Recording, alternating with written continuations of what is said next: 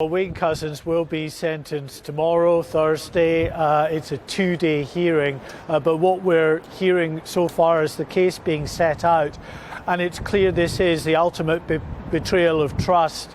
A Metropolitan Police officer who this young woman should have been able to trust instead used his authority, his status as a police officer to trick this young woman to get into the hired car that he had before kidnapping, raping and then strangling this young woman in a forest in Kent. Now, it was the 3rd of March this year when PC Wayne Couzens was off duty, but he was in that area of South London that Sara Everard was walking home. Now, this happened at a time of the third national lockdown when people were not really supposed to be out and about and mixing with other households. Well, Sara Everard was technically in breach of those guidelines, and it is believed that Wayne Couzens used that COVID regulation and those COVID restrictions as the excuse to place Sara Everard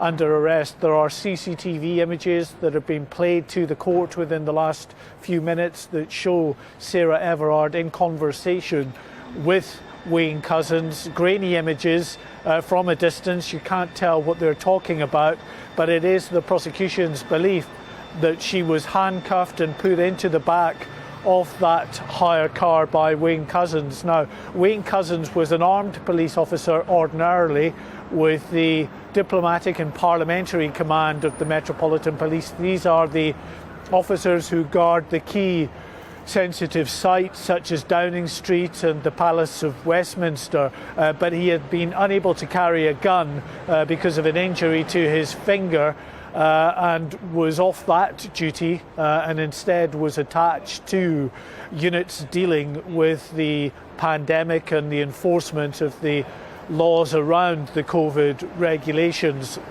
So he certainly had knowledge of the COVID laws. And as I say, the prosecution believed that Sara Everard was handcuffed, placed into the back of that vehicle and then driven some 80 miles to Woodland near Ashford in Kent. Now, it also transpires that Wayne Couzens, who lived just a few miles away from this Woodland, also had a plot of land, an allotment, if you like, about 100 metres from where he eventually disposed of Sara Everard's body.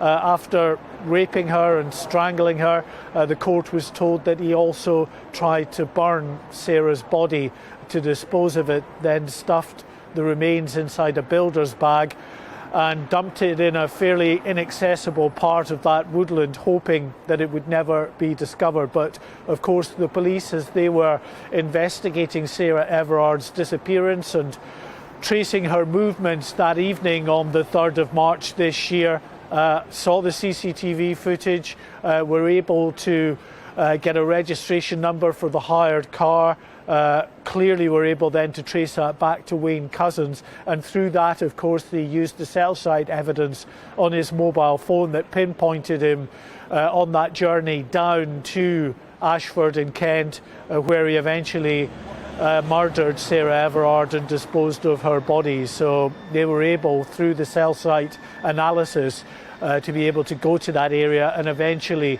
locate Sara Everard's body, arrest this police officer and charge him with kidnap, rape and murder. I should say that initially he denied the murder of Sara Everard. He did admit to kidnapping her, but said he had done that at the behest of an Eastern European crime gang, that he was owed this crime gang money because he'd used prostitutes, and they had demanded that their payment would be the kidnap of a woman, that he was to supply them with a woman for their trafficking operation. He later retracted that statement and confessed to the murder, to the rape, to the kidnap of Sara Everard. And as I say, this is a two-day hearing. This evidence we're hearing really for the first time. As he pleaded guilty, we have not had a trial.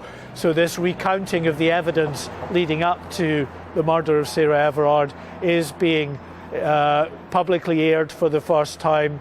It is compelling evidence, but deeply, deeply disturbing and harrowing evidence, of course, for those in court, particularly Sara Everard's family, as they are having to sit and listen to this evidence as well. Absolutely, Mark. Goodness me. I mean, it is really harrowing stuff. But thank you very much for bringing us, of course, the detail on the latest there. We'll be going to you